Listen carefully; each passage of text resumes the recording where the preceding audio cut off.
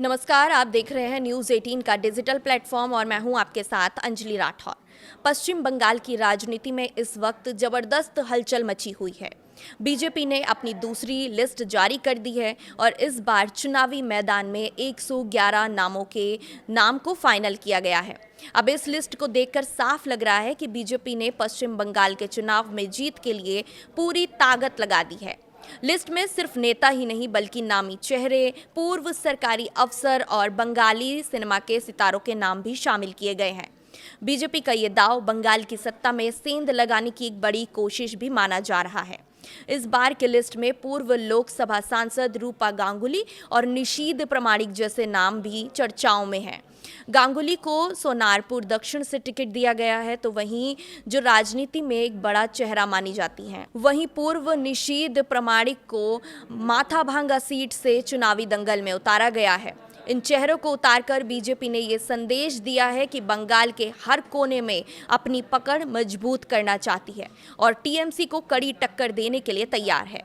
दिलचस्प बात यह है कि इस लिस्ट में सिर्फ पुरानी बीजेपी नेता ही नहीं बल्कि दूसरी पार्टी से आए चेहरे को भी जगह दी गई है।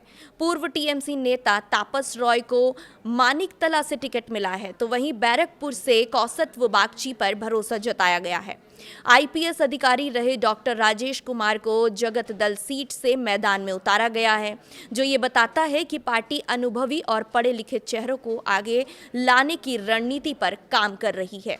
अब बात करें ग्लैमर और तेवर की, तो टॉलीगंज सीट से अभिनेता पापिया अधिकारी को टिकट दिया गया है, जिससे वहां का मुकाबला और ज़्यादा दिलचस्प होने वाला है।